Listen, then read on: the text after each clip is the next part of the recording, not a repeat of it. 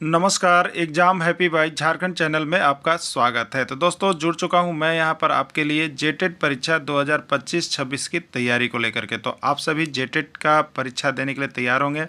जेटेट परीक्षा बहुत जल्द होने वाली है, तो आप सभी यहां पे क्लासेज के लिए अवश्य जुड़ेंगे। आपको बताते चले, जेटेट में तैयारी को लेकर के बहुत तरह से आपके मन में कौतूहल बना हुआ होगा कि किससे तैयारी करें, कहाँ से तैयारी करें। तो आपको बताते चले, जेटेट परीक्षा में यदि आपको परचम लहराना है तो आप झारखंड राज्य के अनुमोदित पाठ्यक्रम JCERT किताब को पढ़ना कभी भी नहीं भूलेंगे। बाहर का प्रैक्टिस सेट लेकर के यदि आप पढ़ रहे हैं तो वो आपके साथ धोखा हो रहा है, ठीक है। तो आप JCERT जैक का किताब ले लीजिए, जो कि आपको झारखंड राज्य के सरकारी विद्यालयों में मिलते हैं। अगर आपको नहीं मिल पाता है तो हम देखिए यहाँ पे झारखंड राज्य के सरकारी विद्यालय से आपको हूबहू हैंड रिटेन नोट्स डेली बना करके, जो आपका न्यू सिलेबस आया है उसके आधार पर यहाँ पर सभी सब्जेक्ट का, चाहे आप 1 से 5 के शिक्षक हो, चाहे 6 से 8 का शिक्षक हो, सभी की तैयारी करवाते हैं। आप घर बैठे यहाँ पर क्षेत्रीय भाषा छोड़ करके सभी सब्जेक्ट का केवल 500 रुपये में तैयारी कर सकते, जिसके लिए देखिए यहाँ पर आपको मोबाइल नंबर दिया गया है 9631054226 पर आप संपर्क करके यहाँ से सभी कोर्सेज परचेज भी कर सकते हैं, तैयारी भी कर सकते हैं। बहुत सारे कोर्सेज बन गए हैं, तो आप अवश्य संपर्क कर लेंगे, घर बैठे ही तैयारी यहाँ से हो जाएगी। चलिए देखते हैं आगे। परीक्षा जेटेट 2012 1 से 5 में हिंदी का जो प्रश्न आया था उसको हम लोग यहाँ पर अभी कंप्लीट करेंगे, ठीक है। तो प्रीवियस ईयर का क्वेश्चन पेपर देखिए आप लोग यहाँ सभी को बना लीजिएगा, और पर्यावरण अध्ययन का नोट्स तो आपको देखिए यहाँ पर कंप्लीट करवा दिया गया है, साथ ही साथ उसका क्वेश्चन बैंक भी आप सभी को करवा दिया गया है, ठीक है। जो नए शिक्षक होंगे, जुड़ना चाहते होंगे, तो केवल पर्यावरण अध्ययन का संपूर्ण नोट्स 150 रुपये में, साथ में उसका वीडियो आपको दे दिया जाएगा। तो 150 रुपये में आप यहाँ से पर्यावरण अध्ययन का ले सकते हैं आप, ठीक है। चलिए देखिए, हिंदी के अंतर्गत जो पहला प्रश्न पूछा गया था सब, वो पहला प्रश्न क्या है कि पृथ्वी शब्द का पर्यायवाची शब्द क्या है, ठीक है। अभी जेटेट न्यू सिलेबस जो बनाया गया है उसमें भी आपको पर्यायवाची शब्द दिया गया है, और पर्यायवाची शब्द हमने यहाँ पर कंप्लीट आपको करवा दिया है, जो विभिन्न राज्यों के शिक्षक पात्रता परीक्षा में आए हुए हैं, ठीक है। तो देखिए, पृथ्वी शब्द का पर्यायवाची क्या है आपको बताना है। गिरि, भूमि, भूधर या मंजरी क्या होगा, ठीक है। देखिए, यहाँ पर पर्यायवाची शब्द जरूर याद कर लीजिएगा, एक पर्यायवाची शब्द आपके एग्जाम में रहेगा। ऐसे हमने प्रयास किया है कि आपको विभिन्न राज्यों के जो शिक्षक पात्रता परीक्षा में पर्यायवाची शब्द पूछे हैं वो हमने आपको यहाँ पर नोट्स बना दिया है। वो आपको जो जुड़े हुए हमारे साथ उनको क्लास भी हो गया है। तो पृथ्वी, गिरि का मतलब क्या होता है देखिए, तो गिरि का मतलब होता है पर्वत या पहाड़, या पृथ्वी का पर्यायवाची शब्द नहीं होगा। भूधर का मतलब क्या होता है, इसका मतलब भी होता है पर्वत या पहाड़, यह आपका पृथ्वी का पर्यायवाची शब्द नहीं है। मंजरी शब्द का मतलब होता है आपका यहाँ पर, मंजरी मतलब छोटे छोटे मंजर होते हैं, कल्प होते हैं, कोमल होते हैं, ठीक है। लेकिन भूमि का मतलब क्या होता है, पृथ्वी होता है, ठीक है, धरा होता है, ठीक है, वसुंधरा होता है। तो पृथ्वी का पर्यायवाची शब्द इसमें कौन होगा, बी होगा। राइट आंसर इसका बी हो जाएगा, ठीक है। चलिए अगला प्रश्न है, पंडित शब्द का स्त्रीलिंग बनती है। पंडित क्या है, पुल्लिंग है, उसका स्त्रीलिंग क्या होगा। अभी आपको हमने स्त्रीलिंग और पुल्लिंग भी बताया है, जिसमें देखिए ये प्रश्न आपका था, ठीक है, और है, आप जा कर के देख लीजिएगा जो जुड़े हुए हैं, ये प्रश्न आपको हमने करवाया है, ठीक है। ये और राज्य में भी पूछे गए हैं। तो पंडित शब्द का स्त्रीलिंग क्या है, पंडाइन, पंडिताइन, ललाइन या नारी क्या होगा, ठीक है। तो पंडित पुल्लिंग शब्द है, उसका स्त्रीलिंग जब हम बनाएंगे तो कहते हैं पंडिताइन। राइट आंसर बी होगा, ठीक है। अनुज शब्द का विपरीतार्थक है। अनुज शब्द का विपरीतार्थक क्या होगा बताना है, ठीक है। अनुज मतलब क्या होता है, तो सबसे छोटा भाई होता है। अनुज मतलब सबसे छोटा होता है, तो इसका विपरीतार्थक यानी उल्टा क्या होगा, ठीक है। अभी विपरीतार्थक शब्द आपको हमने कंप्लीट करवा दिया है, विभिन्न राज्यों के शिक्षक पात्र उसको भी दे दिए हैं, आप सभी देख लीजिएगा, और लगातार इसका प्रैक्टिस भी आपको हम यहाँ पे करवा रहे हैं, ठीक है। तो आज प्रीवियस ईयर में आप देख लीजिए कि आपको कितना प्रश्न वहाँ से भिड़ा है। अनुज, इसका विपरीतार्थक हमने करवाया है, क्या होगा, अग्रज, अचरज, अगर या आश्चर्य, ठीक है। तो अनुज माने बड़ा, और अग्रज मतलब होता है सबसे बड़ा भाई, सबसे बड़ा को अग्रज कहते हैं। तो अनुज का विलोम या विपरीतार्थक शब्द जो है वो आपका अग्रज हो जाएगा, ठीक है। चलिए अगला देखिएगा, गुण, दोष, स्वभाव आदि शब्द किस वर्ग में आते हैं। भाववाचक संज्ञा, जातिवाचक संज्ञा, सर्वनाम या विशेषण, ठीक है। तो संज्ञा के बदले में जो आता है सर्वनाम, और संज्ञा या सर्वनाम की जो विशेषता बताता है विशेषण। लेकिन यहाँ पूछ रहा है कि गुण, दोष, स्वभाव आदि शब्द किस वर्ग में आते हैं। तो ये देखिए संज्ञा के अंतर्गत आप लोग देखे होंगे, जो हमने पाठ आपको टॉपिक दिया है, संज्ञा के 5 भेद में एक भेद आपका है भाववाचक संज्ञा। ठीक है, तो भाववाचक संज्ञा वैसी संज्ञा है जिसको सिर्फ हम क्या कर सकते हैं, अनुभव कर सकते हैं, व्यक्त नहीं कर सकते हैं। ठीक है, तो कैसे कैसे चीज़ों को अनुभव कर सकते हैं, तो वो किसी का गुण को हम अनुभव कर सकते हैं, किसी में दोष क्या है वो अनुभव कर सकते हैं, किसी का स्वभाव कैसा है वो अनुभव कर सकते हैं, किसी का स्वाद कैसा है वो अनुभव कर सकते हैं। तो ये अनुभव वाली चीज़ें जो आती है, जिसमें गुण, दोष, स्वभाव, स्वाद, सारी चीज़ें छिपी रहती है, वो भाववाचक संज्ञा के अंतर्गत चला जाता है। ठीक है, जैसे अच्छा कहेंगे हम तो ये क्या है, गुण है। अगर बुरा कहेंगे तो ये गुण है। लड़ंग झगड़ालू कहेंगे तो ये स्वभाव है। ठीक है, विनम्रता कहेंगे तो ये स्वभाव है। ये सभी भाववाचक संज्ञा के अंतर्गत चला जाएगा। तो राइट आंसर इसका ये होगा। ठीक है, देखिए संज्ञा भी आ गया, पर्यायवाची शब्द भी आ गया, विलोम शब्द भी देखिए आपका आ जाएगा। तो सब कुछ आ रहा है, तो इसलिए जितना आपको हम नोट्स बना दिए हैं और सब देखिए वहीं से है। ठीक है, तो आपको जुड़ने की ज़रूरी है, आपको यहाँ से पढ़ने की ज़रूरी है। ठीक है, रोहन तबला बजा रहा है, रेखांकित शब्द है, विशेषण, सर्वनाम, संज्ञा या क्रिया। देखिए रेखांकित शब्द कहाँ पर है, इसको ध्यान देते हैं। रेखांकित शब्द है बजा रहा है। ठीक है, तो बजाना मतलब कोई काम होना, कोई काम होना। ठीक है, तो जिस शब्द से ऐसा पता चले कि कोई काम हो रहा है, तो कोई काम जो भी होता है उसको हम लोग, कोई भी एक्शन को, किसी भी तरह के काम को हम लोग क्रिया कहते हैं। ठीक है, चाहे वो पढ़ने का काम हो, चाहे वो लिखने का काम हो, चाहे वो बजाने का काम हो, चाहे वो सोने का काम हो, चाहे वो रहने का काम हो, चाहे उठने का काम हो, चाहे जगने का काम हो, चाहे रोने का काम हो, चाहे दौड़ने का काम हो, कोई भी काम वो क्रिया होता है। कोई भी एक्शन क्रिया होता है। तो यहाँ एक्शन क्या है, बजाना। बजाना तो ये किस में जाएगा, क्रिया में जाएगा, ना तो विशेषण में जाएगा, ना तो संज्ञा में जाएगा, ना तो सर्वनाम में। राइट आंसर क्रिया होगा। ठीक है, तो कोई भी कार्य जो किया जा रहा हो वह क्रिया में चला जाएगा। ठीक है, आज्ञा पालन करने वाले को क्या कहते हैं। देखिए विभिन्न शब्दों के बदले ये एक शब्द है कि बहुत बड़ा वाक्य लिखा हुआ, उसके बदले एक शब्द क्या होगा, ये अभी आपको नहीं करवाया गया, ये भी करवा दिया जाएगा जो विभिन्न राज्यों के शिक्षक पात्रता परीक्षा में है। तो देखिए हिंदी अब मेरा क्या हो रहा है, हिंदी सेशन कंप्लीट की ओर मेरा जा रहा है। ठीक है, 2-3 टॉपिक बचे हुए हैं, ये भी 2-3 दिन में समाप्त हो जाएंगे। तो अभी प्रीवियस ईयर को हम लोगों ने देख लिया, अब इसी पर आधार पर आप सारा कर लीजिएगा। तो आपको हम बता देते, देखिए हिंदी में आप जो है यहाँ 15 नंबर का जो आता है, आप आराम से 14 नंबर तक ला सकते हैं, 15 भी आप ला सकते हैं। सिर्फ ज़रूरी है अभ्यास की, और सिर्फ ज़रूरी जितना हम दे रहे हैं उसको देखने का। ठीक है, तो उसको देखना आप लोग कभी भी नहीं भूलिएगा। ठीक है, तो अब देखिए आज्ञा पालन करने वाले को क्या कहते हैं, आस्तिक, आज्ञाकारी, अप्रत्यक्ष, या आपको दिया है आयात। ठीक है, तो देखिए जो ईश्वर में विश्वास करता हो, जो ईश्वर में विश्वास रखता है, उसको हम लोग क्या कहते हैं, आस्तिक। और जो ईश्वर में विश्वास नहीं रखता है उसको हम लोग क्या बोलते हैं, नास्तिक। ठीक है, तो आस्तिक तो जो ईश्वर में विश्वास रखता है। जो आज्ञा का पालन करता है उसको हम लोग क्या कहते हैं, आज्ञाकारी। जो आज्ञा का पालन करे उसको हम लोग क्या कहेंगे, आज्ञाकारी कहते हैं। और जो सामने से न दिखाई दे वो अप्रत्यक्ष, और जो एकदम सामने दिखाई दे वो प्रत्यक्ष।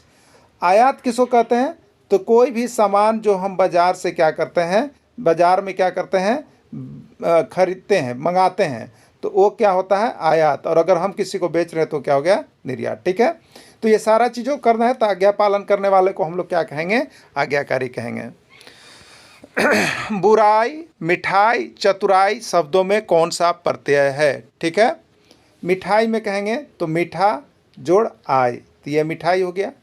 तो आई प्रत्यय लगा हुआ है, चाहे वो बुराई हो, चाहे मिठाई हो, चाहे चतुराई हो, सभी में क्या लगा हुआ है, आई प्रत्यय लगा हुआ है। राइट आंसर इसका सी हो जाएगा। हिमालय शब्द का संधि विच्छेद है, हिमालय शब्द का संधि विच्छेद है। संधि विच्छेद आपका बचा हुआ है अभी सिलेबस के अनुसार, संधि विच्छेद का बहुत जल्द आपका क्लास समाप्त हो जाएगा।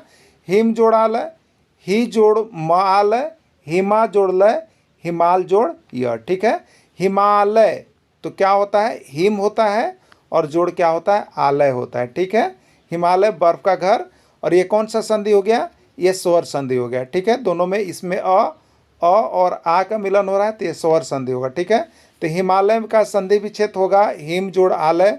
राइट आंसर ए होगा। और यह कौन सा संधि होगा, तो स्वर संधि होगा। ठीक है,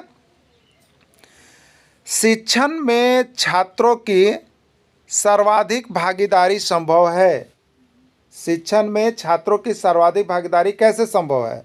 व्याख्या विधि द्वारा, चर्चा विधि द्वारा, पुस्तक विधि द्वारा, ऑडियो विजुअल ऐड द्वारा। ठीक है, देखिए आपका जो सिलेबस बनाया गया है, एक तो आपका पाठ का है और दूसरा ख ग्रुप शिक्षण विधि का। देखिए शिक्षण विधि से 1 से 2 प्रश्न है और यह शिक्षण विधि आप पर निर्भर करता है। इसको आप सोचिएगा कि हम रट के या उसके हर टॉपिक को बना के पढ़े, तो ऐसा ज़रूरी नहीं है। ये 1-2 प्रश्न आपके दिमागी टेस्ट की ओर अग्रसित होता है, जो आपका शिक्षण विधि से होता है, और यह आपको किसी भी जगह से रटने और करने ज़रूरी नहीं है। आपको ये अपने दिमागी टेस्ट ही होगा, इसलिए आपको केवल अपना जो है टॉपिक को कंप्लीट करना है, जो आपको ए में दिया हुआ रहता है, जो चैप्टर का नाम दिया हुआ। ठीक है, शिक्षण विधि वाले आपके दिमागी टेस्ट पर रहेंगे और उससे 1-2 प्रश्न रहेंगे, ज़्यादा नहीं रहेंगे, इसलिए उधर आपको ज़्यादा एग्रेसिव नहीं होना है। ठीक है, तो शिक्षण में छात्रों की सर्वाधिक भागीदारी किस प्रकार से संभव है?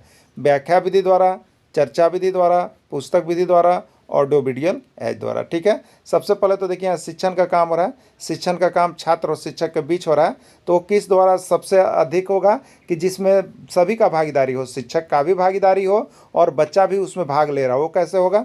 तो वो देखिए होगा चर्चा विधि द्वारा। ठीक है, चर्चा विधि में क्या होता है कि शिक्षक किसी चीज़ को यदि व्याख्या बताएं तो उसको फिर क्या करेंगे, बच्चों के बीच चर्चा करेंगे। ठीक है, बच्चों के बीच क्या करेंगे, चर्चा करेंगे, या बच्चा से बीच बीच में क्या करेंगे, प्रश्न पूछेंगे और वो बच्चा उसका चर्चा करेगा। तो इससे क्या होगा, सभी का भागीदारी जो है बहुत अच्छा जुड़ाव रहेगा। तो छात्रों की सर्वाधिक भागीदारी जो है शिक्षण का जब कार्य चल रहा हो तो वो चर्चा विधि द्वारा होगा। ठीक है, भाषा के अभिव्यक्तात्मक कौशल कौन है? ठीक है, भाषा के अभिव्यक्त करने का कौशल कौन है? ठीक है, तो देखिए सुनना बोलना, पढ़ना लिखना, सुनना पढ़ना, बोलना सीखना क्या है? ठीक है, तो भाषा के जो कौशल हैं वो है शुभोपली। आप लोग पढ़े होंगे शुभोपली। 4 को कौशल हैं। सबसे पहले सुनना होता है, फिर बोलना होता है, फिर पढ़ना होता है, फिर लिखना होता है। ठीक है, लेकिन अभिव्यक्त करने के लिए क्या होता है, तो 2 को होता है, सुनना और बोलना। ठीक है, ये अभिव्यक्त करने का कौशल होता है। तो भाषा का अभिव्यक्त करने का कौशल क्या है, तो यहाँ पर जाएगा सुनना बोलना, जिसको शुभोपली के नाम से जाते हैं। तो पहला कौशल है सुनना और बोलना। आँख का तारा होना मुहावरा का क्या अर्थ है? देखिए आँख का तारा होना मुहावरा का क्या अर्थ है आपको बता दिया गया है। अभी मुहावरा हमने कंप्लीट करवा दिया है और विभिन्न राज्यों के शिक्षक पात्रता परीक्षा जो है उसको भी दिखा दिया है। वहाँ पर देखिएगा आपको आँख का तारा मिला है कि नहीं मिला है ना, वो विभिन्न राज्य में भी आया है। आँखों में चमक होना, आकाश में तारा, बहुत प्यारा, आँख की रोशनी। ठीक है, तो आँख का तारा होना मतलब बहुत प्यारा होना। ठीक है, तो जिसके घर में एक लड़के होते हैं या एक लड़कियाँ जो भी होती है, एक बच्चे होते हैं, वो क्या होते हैं, माता पिता के आँखों का तारा होते हैं। ठीक ना, तो उसको कहते हैं आँख का तारा, यानी उनके लिए वो बहुत ही प्यारा होते हैं। अगला है देखिए यहाँ पर 12-13 के लिए निर्देश है, पदांश है। ठीक है, अभी आपको हमने कल गद्यांश करवाया था। ठीक है, यहाँ पर पदांश देखिए दिया हुआ है, इसीलिए हम सोचे कि आपको यहाँ पर जो है पदांश आपको मिल जाएगा किस में, तो सभी राज्यों के शिक्षक पात्रता परीक्षा में। इसलिए हम पदांश को लेकर के और गद्यांश को लेकर के यहाँ पर आपको प्रीवियस ईयर करवा दे रहे हैं, जिससे गद्यांश पदांश मेरा यहाँ पर जो सिलेबस टॉपिक है वो कंप्लीट होगा, साथ ही प्रीवियस ईयर भी कंप्लीट हो जाएगा। ठीक है, तो प्रश्न संख्या 12-13 के लिए निम्नलिखित पदांश को ध्यानपूर्वक पढ़ें और नीचे दिए गए प्रश्नों के उत्तर दें। तो ये पदांश आपको गद्यांश और पदांश से देखिए 5 या 6 प्रश्न आपका अभी जो 2026 में प्रश्न पूछे जाएंगे उससे भी आएगा। ठीक है, चलिए देखते हैं पदांश में क्या लिखा हुआ है। पदांश में लिखा हुआ है, मैंने देखा एक बड़ा बरगद का पेड़ खड़ा है, उसके नीचे कुछ छोटे छोटे पौधे, बड़े सुशील विनम्र देखकर मुझको यूं बोले, हम भी कितने खुश किस्मत हैं जो खतरों का नहीं सामना करते। आसमान से पानी बरसे, आगी बरसे, आंधी गरजे, हमको कोई फिक्र नहीं है। एक बड़े की बरगद छत्र छाया के नीचे हमने अपने दिन बिता रहे हैं, बड़े सुखी हैं। ठीक है, ये छोटे छोटे पौधे जो हैं अपना खुशी ब्याह कर रहे हैं कि एक बड़ा बरगद पेड़ के नीचे हम कितना खुशहाल जिंदगी जी रहे हैं। ठीक है, चलिए देखिए प्रश्न में क्या है। यहाँ पर 12 नंबर है, इस कविता में बरगद किसका प्रतीक है बताइए? ईश्वर का, माता पिता का, दोस्त का या दुश्मन का? ठीक है, तो इस कविता में बरगद जो है आपको अगर पढ़िएगा तो आपको आज से लगेगा कि यह माता पिता का प्रतीक है, क्योंकि बरगद पेड़ के नीचे जो है क्या हो रहा है, तो छोटे छोटे नन्हे मुन्ने पौधे जो है छहा रहे हैं। इनको किसी चीज़ का फिक्र नहीं है, आंधी का, तूफान का, गर्जन का, बरसन का। तो क्या हो गया, ये जो बरगद का पेड़ है वो किसका काम कर रहा है, तो माता पिता का काम कर रहा है। माता पिता के नीचे भी छोटे छोटे बच्चे जो होते हैं क्या होते हैं, पालन पोषण उनका होता है। उनको भी बड़े होते तक कोई फिक्र नहीं होता है खाने का, पीने का, गरजने का, बरसने का। वो माँ के छाँव में ही, पिता के छाँव में ही ज़िंदगी जीते हैं। ठीक है, तो बरगद किसका प्रतीक है, तो यहाँ पर माता पिता का प्रतीक है। इस कविता में छोटे पौधे किसका प्रतीक है, बताइए। आपने पढ़ा छोटे पौधे किसका प्रतीक है, गरीब का, नन्ही पीढ़ी का, वृद्धाओं का, इनमें से कोई नहीं। ठीक है, तो एक कविता में छोटे पौधे खुशहाल हैं, मतलब जिंदा हैं, और ये कह रहे हैं कि हम कितने खुशहाल हैं कि बड़े बरगद वृक्ष के नीचे आसमान से ज़िंदगी जी रहे हैं, आसानी से ज़िंदगी जी रहे हैं। मतलब क्या है, वो नन्ही पीढ़ी हैं, वो पौधे, चाहे वो आदमी के बच्चे हो या पौधे, तो वो छोटी नन्ही पीढ़ी है। तो किसका नन्ही पीढ़ी है, तो पौधों का छोटा नन्हा पीढ़ी है। तो ये नई नन्ही पीढ़ी का प्रतीक है छोटे पौधे इस कविता में। ठीक है, चलिए नेक्स्ट है 14-15 के लिए निर्देश है। निम्नलिखित गद्यांश को ध्यानपूर्वक पढ़ें एवं नीचे दिए गए प्रश्नों के उत्तर दें। ठीक है, 14-15 के लिए है, निम्नलिखित गद्यांश को ध्यानपूर्वक पढ़ें एवं नीचे दिए गए प्रश्नों के उत्तर दें। समाज में सभ्य बनकर रहने के लिए शिष्टाचार के नियम अवश्य जानना चाहिए और उन्हें आदत में सम्मिलित कर लेना चाहिए। यह भी ध्यान रखना चाहिए कि अलग अलग समाज में शिष्टाचार के नियम भिन्न भिन्न हैं, यद्यपि उनके आधार प्रायः समान ही हैं। शिष्टाचार का सबसे पहला गुण है विनम्रता। हमारी वाणी में, हमारे व्यवहार में विनम्रता घुली होनी चाहिए। इसलिए किसी बड़े के बुलाने पर हाँ, अच्छा, क्यों, नहीं, जी हाँ या जी नहीं कहना चाहिए। किसी की बात का उत्तर ऐसे नहीं देना चाहिए कि सुनने वालों को लगे कि लट मारा जा रहा है। ठीक है, ये आपका पैसेज थे, ये आपका गद्यांश था।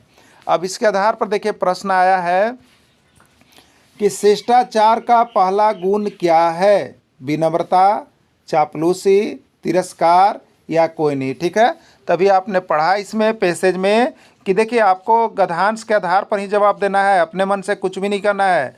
तो शिष्टाचार का पहला गुण क्या है, तो देखिए आपको मिला है, यहाँ पे लिखा हुआ है कि शिष्टाचार का सबसे पहला गुण है विनम्रता। ठीक है, तो ये आंसर हो जाएगा शिष्टाचार का पहला गुण क्या है, तो विनम्रता है। देखिए गद्यांश से आपको ज़रूर पकड़ना है, नहीं पकड़िएगा तो आपको नंबर कम हो जाएगा। हमें किसके प्रति विनम्रता दिखानी चाहिए, देखिए यहाँ पे लास्ट में लिखा हुआ है, देखिए हमारे व्यवहार में विनम्रता घुली हुई चाहिए, इसलिए बड़े के बुलाने पर हाँ, अच्छा, क्यों नहीं, जी नहीं कहना चाहिए। और किसी की बात का भी उत्तर ऐसे नहीं देना चाहिए कि सुनने वालों को लगे कि लट मारा जा रहा। अब किसी की बात का मतलब क्या हो गया, इसमें बड़ा छोटा, बड़ा भी हो गया, छोटा भी, सभी कोई आ गए ना, तो इसीलिए विनम्रता सभी के प्रति होना चाहिए। तो देखिए यहाँ पर प्रश्न है कि हमें किसके प्रति विनम्रता दिखानी चाहिए, बड़ों के प्रति, छोटों के प्रति, बराबर वालों के प्रति या सभी के प्रति। ठीक है, तो अभी लास्ट में देखिए आप टॉपिक में वहाँ पर जो पंक्ति लिखा हुआ था कि हमें किसी के भी प्रति जो है ऐसा नहीं बोलना चाहिए जिससे उसको लगे कि लट मारा जा रहा है। तो यहाँ बड़ों के प्रति भी विनम्रता दिखाना है, छोटों के प्रति भी विनम्रता दिखाना है, बराबर वाले भी हैं उसके प्रति भी विनम्रता दिखाना है। तो राइट आंसर इसका डी हो जाएगा, सभी के प्रति हो जाएगा। ठीक है, तो देखिए आप बहुत तेज चलती है, वाक्य में तेज का पद परिचय होगा। वाक्य में तेज क्या है आपको उसका बारे में बताना है।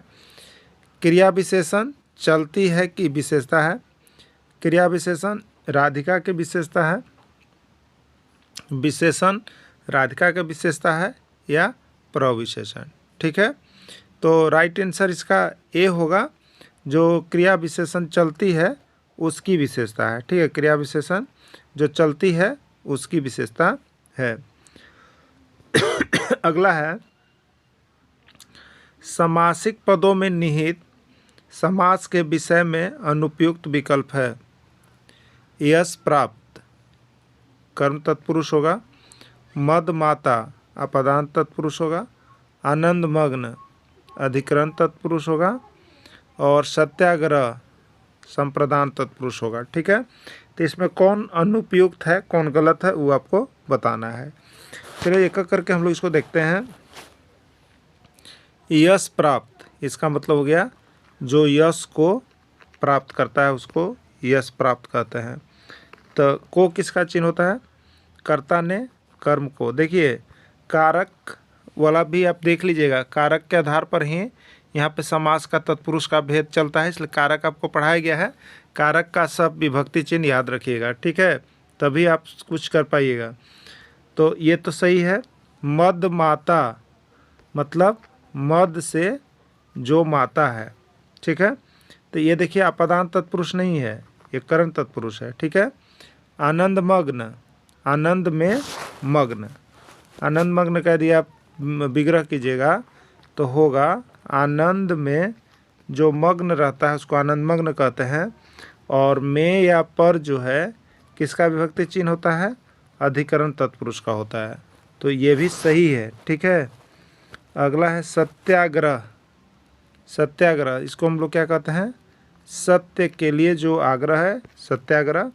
तो यहाँ पे के लिए किसके लिए आता है? संप्रदान तत्पुरुष के लिए। तो राइट आंसर डी होगा, ठीक है। तो ये भी डी है, तो डी भी सही है, सी भी सही है, ये भी सही है, उपयुक्त है। तो अनुपयुक्त कौन हुआ? तो ये बी हुआ, ठीक है। क्या हुआ? बी, राइट आंसर इसका बी हो जाएगा। 33 संधि प्रक्रिया में किन्हीं दो स्वरों के स्थान पर एक स्वर होना एकादेश कहलाता है। किस विकल्प में इस प्रक्रिया का पालन नहीं हुआ है? किस प्रक्रिया में इसका पालन नहीं हुआ है? ठीक है। साग्रोर्मी, एकैव, द्वारकेश या अध्यादेश, ठीक है। तो देखिए दो स्वरों के स्थान पर एक स्वर होना, ये किस में नहीं पालन हुआ है? तो यह जो आपका पालन नहीं हुआ है वो आपका अध्यादेश में, ठीक है। किस में हुआ है? अध्यादेश में। अध्यादेश में देखिए होता है अधि जोड़ आदेश, अधि जोड़ आदेश होता है, ठीक है। यह यन संधि है। एकादेश अर्थात दो स्वरों के स्थान पर एक स्वर हो जाने का उदाहरण नहीं है, ठीक है। चलिए, मुहावरे की विशेषता है, मुहावरे की विशेषता है। ए, रूढ़ अर्थ में प्रयोग किया जाना। बी, इनकी रूप रचना का अपरिवर्तित रहना। सी, वाक्य में लिंग वचन तथा कारक में परिवर्तित होना। डी, वाक्य में क्लिष्टता उत्पन्न करना। क्या होगा इस मुहावरे की विशेषता? ठीक है। तो देखिए 34 का राइट आंसर बी हो जाएगा कि इनकी रूप रचना का अपरिवर्तित रहना। और इनकी रूप रचना जो है ये अपरिवर्तित रहती है, ये मुहावरे की विशेषता है। यह घर मेरा है, यह घर मेरा है वाक्य में रेखांकित पद है। रेखांकित पद यह है, ये क्या है? निश्चयवाचक सर्वनाम, निश्चयवाचक सार्वनामिक विशेषण, अन्य पुरुष सर्वनाम या विशेषण, ठीक है। क्या होगा इसका राइट आंसर आपको बताना है। 35 है, यह घर मेरा वाक्य है, वाक्य में यह कैसा है? तो वाक्य में यह जो है निश्चयवाचक सर्वनाम है। कैसा है? निश्चय है, एकदम निश्चित बोला जा रहा है कि यह घर जो है मेरा है। तो देखिए आपको जो हम सर्वनाम पढ़ाए हैं उसमें सारा कुछ डिटेल्स आपको कर दिए हैं, देख लीजिएगा। तो निश्चयवाचक सर्वनाम होगा, राइट आंसर इसका ये हो जाएगा, ठीक है। चलिए 36 नंबर को देखिएगा। 36 किस विकल्प में या प्रत्यय का प्रयोग हुआ है? 36 नंबर देखिएगा, किस विकल्प में या प्रत्यय का प्रयोग हुआ है? ठीक है। देखिए कटैया, धुनिया, चरवाई, दर्शनीय। या प्रत्यय ये लगाना है। तो देखिए यहाँ पे धुनिया, धुनिया है तो धुन है, इसमें या लगा है। या लगाने पर इसका चिन्ह हर्षी के रूप में होता है। जैसे आपको कनिक को लिखा है, कनिक, तो इसमें कौन होगा? कन जोड़, देखिए इधर से है तो एक होगा, एक, तो एक प्रत्यय हो गया। तो ईया, तो कन्या बोलेगा तो कन जोड़ ईया, तो इसमें किस में है? तो ईया प्रत्यय बी, धुनिया में है। चलिए राइट आंसर किस शब्द में तद्भव उपसर्ग जुड़ा हुआ है? किस शब्द में तद्भव उपसर्ग जुड़ा हुआ है? अपशकुन, अंधिकार, अनमोल या अनंग? किस शब्द में तद्भव उपसर्ग जुड़ा हुआ है? ठीक है, देखिए यहाँ पे तद्भव उपसर्ग जो जुड़ा हुआ है वो आपका देखिए अनमोल है। ठीक है, अनमोल, इसमें तद्भव उपसर्ग जुड़ा हुआ है। समासिक पद व विग्रह वाक्य की दृष्टि से असंगत विकल्प को चुनिए। समासिक पद न सामाजिक लिखा गया है, समासिक होगा। विग्रह वाक्य की दृष्टि से असंगत विकल्प चुनिए। कुशासन, कुश से निर्मित है जो आसन। हिमालय, हिम के लिए आलय। विद्यालय, विद्या के लिए आलय। बलि पशु, बलि के लिए पशु।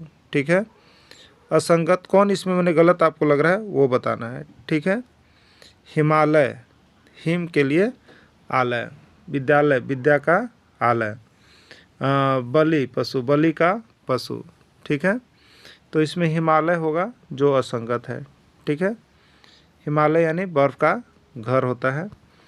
वाक्य में एक ही प्रकार के पद या पदबंतों को पृथक दर्शाने के लिए प्रयोग किया जाता है। उपविराम, पूर्ण विराम, अल्प विराम, विवरण चिन्ह। ठीक है, पद या पदबंधों को पृथक अलग अलग दर्शाने के लिए प्रयोग किया जाता है, किसका आपको बताना है। ठीक है, तो इसमें अलग अलग करने के लिए जो है आपको अल्प विराम हम लोग लगाते हैं। क्या लगाते हैं?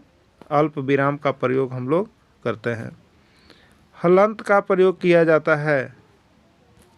हलंत का प्रयोग किया जाता है व्यंजन को द्वितीय रूप में लिखने के लिए, स्वर व व्यंजन को अलग करने के लिए, व्यंजन व स्वर को जोड़ने के लिए, व्यंजन को स्वर रहित लिखने के लिए। हलंत का प्रयोग क्यों किया जाता है आपको बताना है। ठीक है, हलंत का प्रयोग जो है व्यंजन को स्वर रहित लिखने के लिए किया जाता है। ठीक है, व्यंजन को स्वर रहित लिखने के लिए, दिखाने के लिए किया जाता है। चलिए अगला, किस शब्द में प्रति उपसर्ग का प्रयोग नहीं हुआ है? किस शब्द में प्रति उपसर्ग का प्रयोग नहीं हुआ है? ठीक है, प्रत्यक्ष, प्रत्याहार, प्रत्यंग, प्रस्थान। ठीक है, तो यहाँ पर किसका नहीं हुआ है वो आपको बताना है। प्रत्यक्ष में प्रति जोड़ प्रत्यक्ष, इसमें उपसर्ग हुआ है। प्रत्यंग में प्रति जोड़ अंग, इसमें हुआ है। और प्रत्याहार में क्या है? प्रत्याहार में प्रति जो है इसमें हुआ है। प्रस्थान में प्रस जोड़ था, ये नहीं हुआ है। ठीक है, तो किस में प्रति उपसर्ग नहीं लगा है? डी में नहीं लगा है। किस में लगा है? डी में नहीं लगा है। ठीक है, ड और ढ ध्वनियाँ नहीं आती है शब्द के पहले, शब्द के बीच में, शब्द के अंत में।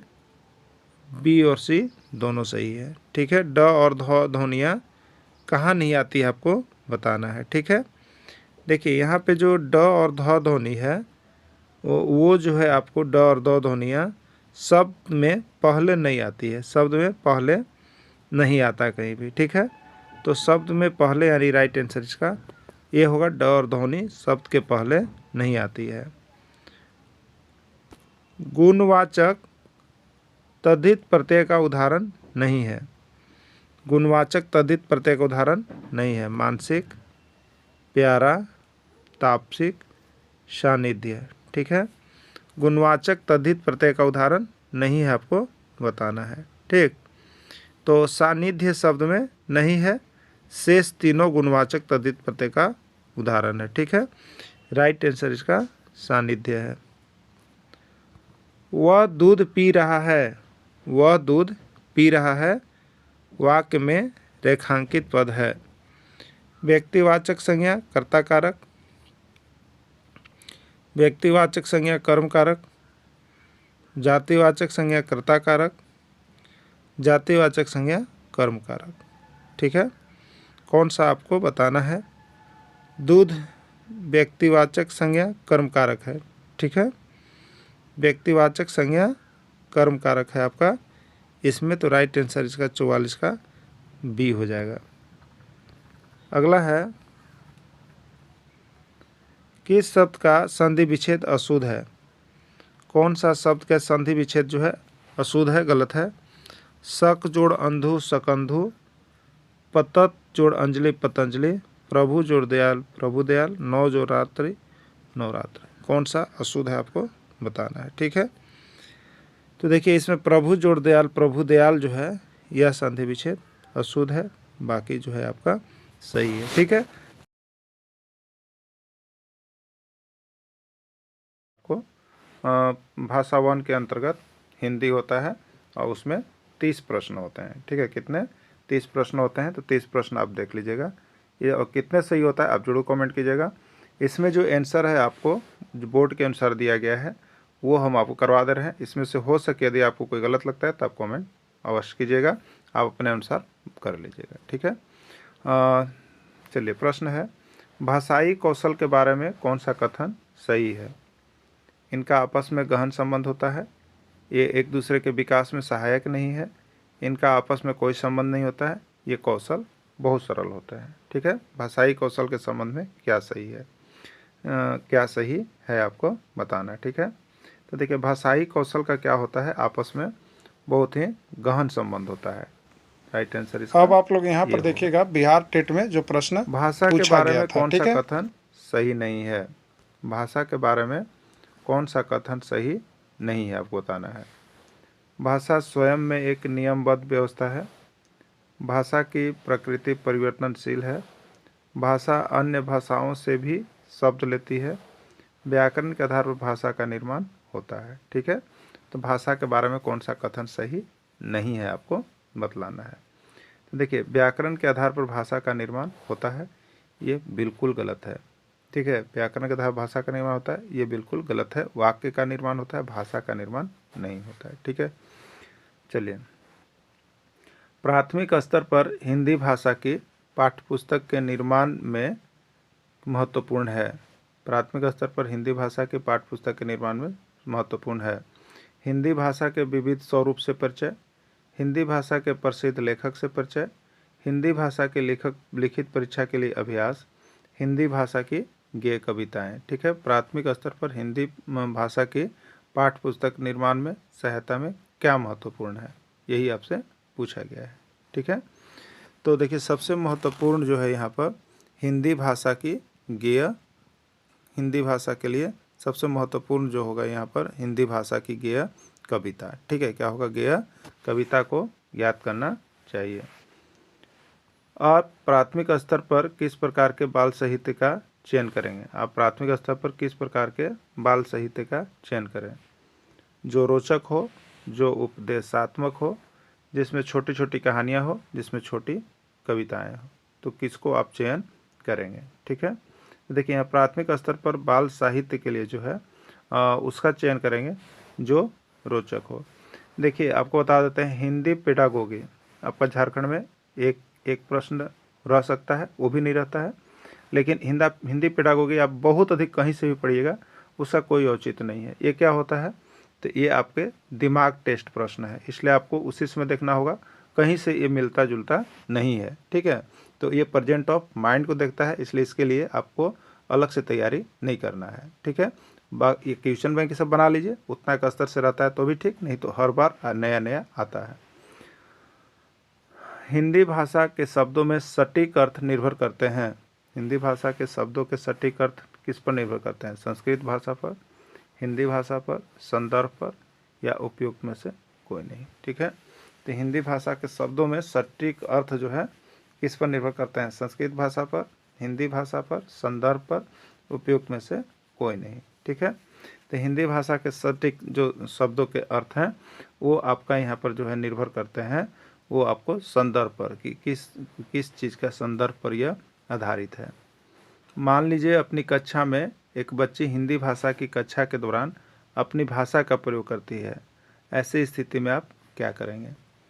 उससे अपनी भाषा का प्रयोग करने से मना करेंगे, उससे हिंदी भाषा सीखने के लिए कहेंगे, उसकी बात को हिंदी में दोहराएंगे, उसकी बात को उसकी भाषा में दोहराएंगे। क्या करेंगे आप, जब कोई बच्ची क्लास के दौरान जो है आपको यहाँ पर भाषा अपना प्रयोग कर देती है, ठीक है, तो कोई बात नहीं है, उसे डांटेंगे नहीं, उसी की बात को हिंदी में दोहराएंगे, उससे उसको क्या मिलेगा, बल मिलेगा और वो पढ़ने में रुचि लाएगी। ठीक है, हिंदी भाषा के 4 कौशल कौन सा है, हिंदी भाषा के 4 कौशल कौन सा है। सुनना बोलना लिखना समझना, सुनना बोलना पढ़ना समझना, सुनना पढ़ना लिखना समझना, सुनना बोलना पढ़ना लिखना। ठीक है, 4 कौशल कौन सा है? तो देखिए इसके लिए हम लोग याद करते हैं सुबोपली। क्या करते हैं? सुबोपली। ये 4 कौशल है जिसको सुबोपली सब लोग जानते हैं। सु से सुनना, बो से बोलना, प से पढ़ना और ली से लिखना, यानी सुनना बोलना पढ़ना लिखना, यही 4 कौशल है। ठीक है, तो राइट आंसर इसका डी हो जाएगा। भाषाएं एक दूसरे के सानिध्य में, भाषाएं एक दूसरे के सानिध्य में कभी नहीं रहती है, नष्ट हो जाती है, प्रतिस्पर्धा करती है, फलती फूलती है। ठीक है, क्या होता है? तो भाषाएं देखिए एक दूसरे के सानिध्य में क्या होता है, तो ये फलती फूलती है। ठीक है, भाषा जो है अगर एक दूसरे के हम लगाव में रहें तो वह भाषा क्या होगी? फले फूलेगी। हिंदी भाषा केवल संप्रेषण का माध्यम नहीं है, बल्कि वह क्या है? अन्य विषयों को समझने का माध्यम है, गंभीर चुनौतियों का कारण है, व्याकरण का अनुगमन करने का कार्य करती है, अनेक समस्याओं का कारण है। ठीक है, क्या है आपको बताना है। तो हिंदी भाषा जो है केवल संप्रेषण का माध्यम नहीं है, बल्कि वह क्या है? तो आपको अन्य विषयों के समझने का भी माध्यम है। तो राइट आंसर 99 का क्या हो जाएगा? ये हो जाएगा आपको। हिंदी भाषा के आकलन में सबसे महत्वपूर्ण है, हिंदी भाषा के आकलन में सबसे महत्वपूर्ण है बच्चों के लिखित कार्य का अवलोकन, बच्चों द्वारा कहानी का निर्माण करना, बच्चों द्वारा कविता का निर्माण करना, बच्चों के भाषा प्रभाव का अवलोकन करना। ठीक है, तो हिंदी भाषा के आकलन में सबसे महत्वपूर्ण क्या है आपको बताना है। ठीक है, तो सबसे महत्वपूर्ण जो है बच्चों के भाषा प्रयोग का अवकलन। हिंदी भाषा में आकलन अगर करना है तो उनके भाषा प्रयोग का अवकलन आपको करना पड़ेगा। ठीक है, क्योंकि भाषा प्रयोग के द्वारा बच्चे अच्छी तरह से बोल पाते हैं। किसी भी भाषाई कुशलता में सबसे महत्वपूर्ण क्या है? किसी भी भाषाई कुशलता में सबसे महत्वपूर्ण क्या है?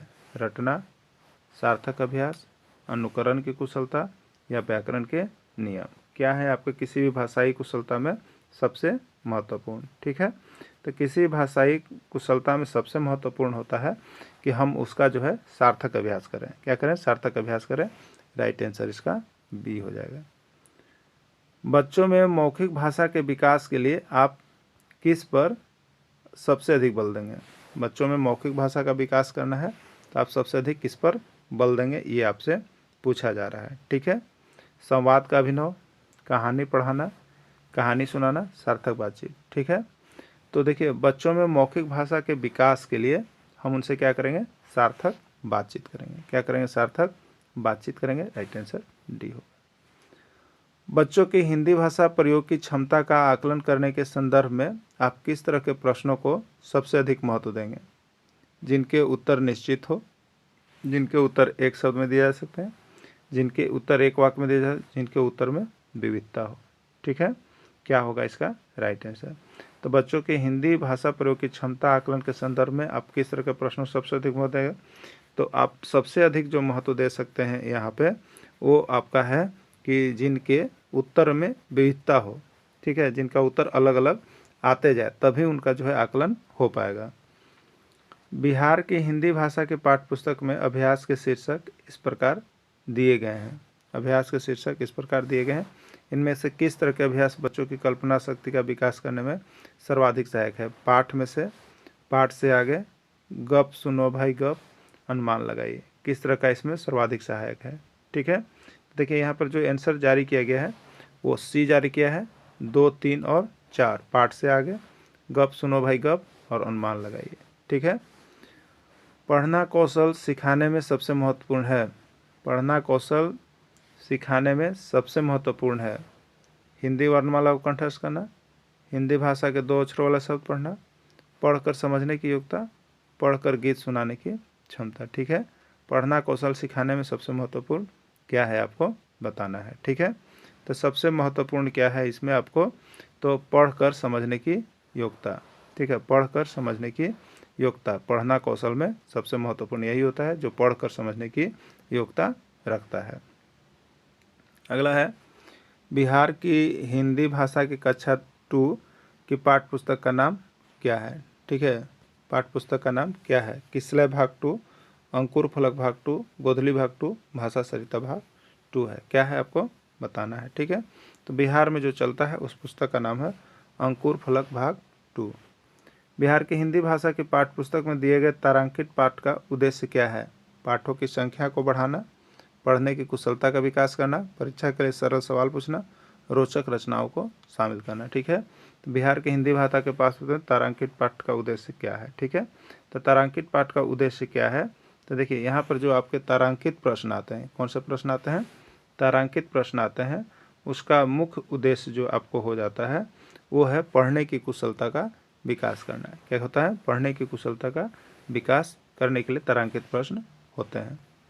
बिहार की हिंदी भाषा की कक्षा 4 के पाठ्य पुस्तक में कविता टेसू राजा के रचनाकार कौन है? देखिए ये बिहार का है, इसलिए बिहार का पूछा है, लेकिन झारखंड में अभी तक इस तरह का प्रश्न नहीं आया है। हो सके तो आप किताब उताब का नाम देख लेंगे, वो आपको हम करवा भी देंगे। ठीक है, तो यहाँ पे कौन है? टेसू राजा के रचनाकार कौन है वो बताना है। तो जो किताब है उसके टेसू राजा के रचनाकार जो है श्री रामधारी सिंह जी दिनकर हैं। बिहार के हिंदी भाषा की कक्षा 5 की पाठ्य पुस्तक में सम्मिलित पाठ हुआ यूं की के रचनाकार कौन है? देखिए यहाँ पे रचनाकार पूछ दिया है किताब का, इसीलिए तो देखिए आपके राज्य में भी क्या बोला गया है कि झारखंड राज्य के अनुमोदित पाठ्यक्रम से ही प्रश्न पूछा जाएगा। यहाँ बिहार में भी बिहार राज्य के अनुमोदित पाठ्यक्रम पर सिलेबस होता है।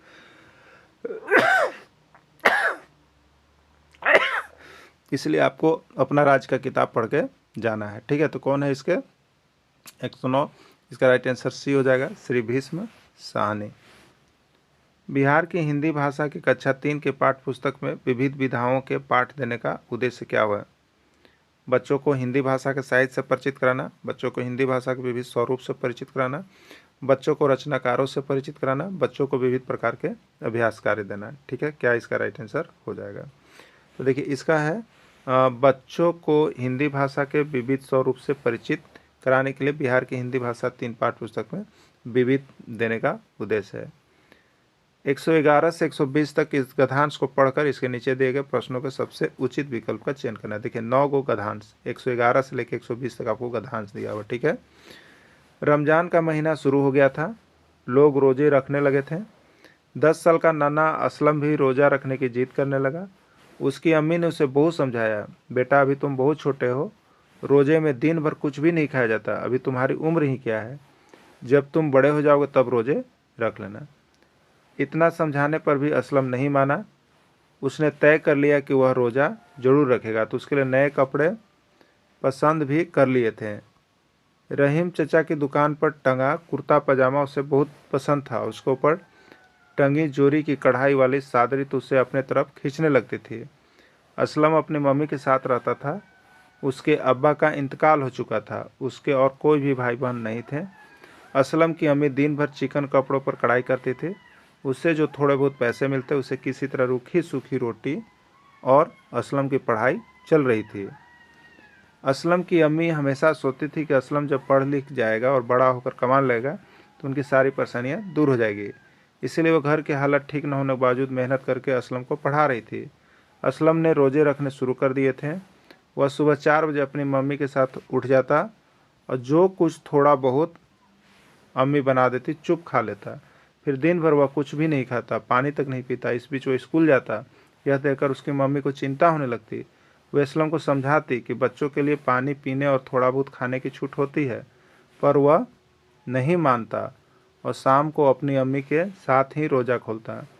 असलम ने अपनी मम्मी को बता दिया था कि वह इस बार ईद पर नए कपड़े जरूर लेगा। उसकी अम्मी भी चाहती थी कि उसका बेटा ईद पर नए कपड़े पहने, पर कहाँ से आए नए कपड़े, कैसे खरीदेंगे, उनकी हालत ऐसी नहीं थी। ठीक है, चलिए प्रश्न है, इस पैसेज के आधार पर देखिएगा और बताइएगा जो अभी पढ़ें। असलम को अम्मी को इस बात की चिंता थी कि असलम स्कूल कैसे जाएगा, असलम की पढ़ाई कैसे होगी, असलम भूखा प्यासा रहेगा, असलम ईद कैसे मनाएगा, किस चीज़ की चिंता उसकी अम्मी को था। ठीक है, असलम की अम्मी को इस बात की चिंता थी कि असलम भूखा प्यासा कैसे रहेगा, इस बात की उसको चिंता बहुत अधिक सता रही थी। ठीक है, असलम की अम्मी गुजर बसर के लिए क्या करती थी? पैसेज को आपने पढ़ा कि असलम की अम्मी गुजर बसर क्या करती थी? लोगों के घर में काम करती थी, कपड़ों पर कढ़ाई करती थी, फैक्ट्री का काम करती थी, दुकान चलाती। ठीक है, तो क्या था इसका आंसर? तो ये कपड़ों पर क्या करती थी? कढ़ाई का काम करती थी। उससे जो बचता था उससे भोजन पानी चलता था। ठीक है, असलम ने किस बात का निश्चय कर लिया था? असलम क्या निश्चित कर लिया था? वह रोजे जरूर रखेगा, वह रोज जरूर मनाएगा, वह दुकान पर जुड़ जाएगा, वह स्कूल जरूर जाएगा। असलम ने किस बात को निश्चय कर लिया था? तो आप पैसेज में देखें, असलम यह निश्चित कर लिया था कि वह रोजा जरूर रखेगा, मम्मी के कहने पर भी वह नहीं माना था। गधांश का कौन सा अंश असलम के परिवार की गरीबी की ओर संकेत कर रहा है? फिर दिन भर वह कुछ नहीं खाता। असलम ने रोजे रखने शुरू कर दिए। यह देखकर अम्मी की चिंता होने लगती थी, कहाँ से आए कपड़े, कैसे खरीदेंगे। देखिए ये पता चल रहा है असलम की परिवार की गरीबी का, ठीक है, असलम की गरीबी का यहाँ से पता चल रहा है परिवार का कि कहाँ से आए नए कपड़े और कैसे खरीदेंगे। राइट आंसर डी है, ठीक है। चलिए अगला प्रश्न है, गधांश के आधार पर कहा जा सकता है कि असलम को रोजे रखना पसंद था, अम्मी दिन भर भूखी रहती थी, असलम को नए कपड़े का शौक़ नहीं था, अम्मी असलम के लिए थोड़ा ही खाना बनाती थी, ठीक है। तो क्या ये गधांश के आधार पर कहा जा सकता है? तो इस गधांश के आधार पर कहा जा सकता है कि असलम को रोज़ा रखना पसंद था, इसीलिए वह जब पसंद था तभी वह रखा। इस बीच वह स्कूल भी जाता, वाक्य में निपात है इसी, वह भी या बीच, कौन सा निपात है आपको बताना है, ठीक है। तो यहाँ पर भी शब्द जो है वो आपका निपात है। रूखी सूखी, रूखी सूखी क्या है? संज्ञा, सर्वनाम, पुनरुक्त शब्द, शब्दयुग। रूखी सूखी क्या है आपको बताना है, ठीक है। तो रूखी सूखी क्या है? शब्द युग्म है जिसमें जोड़ा लगा हुआ रहता है, पूर्ण योजक चिन्ह है, वो शब्द युग्म होता है, ठीक है, शब्द युग्म है। वह इस बार ईद पर नए कपड़े जरूर लेगा, वाक्य में विशेषण है, शब्द है। वह इस बार इस नए ईद कपड़े, कौन सा वाक्य में विशेषण है, ठीक है। तो जो संज्ञा सर्वनाम की विशेषता बताता है वो विशेषण है, तो इसमें विशेषण शब्द कौन होगा आप लोग सभी को जान गए, तो वह नया होगा, नया जो है विशेषण है। उसने तय कर लिया कि वह रोजे जरूर रखेगा, वाक्य है सरल, संयुक्त, मिश्र या प्रश्नवाचक। उसने तय कर लिया कि वह रोजा जरूर रखेगा, यह कौन सा वाक्य आपको बताना है, ठीक है। यह वाक्य जो है मिश्रित वाक्य है। कैसा है? मिश्रित वाक्य है।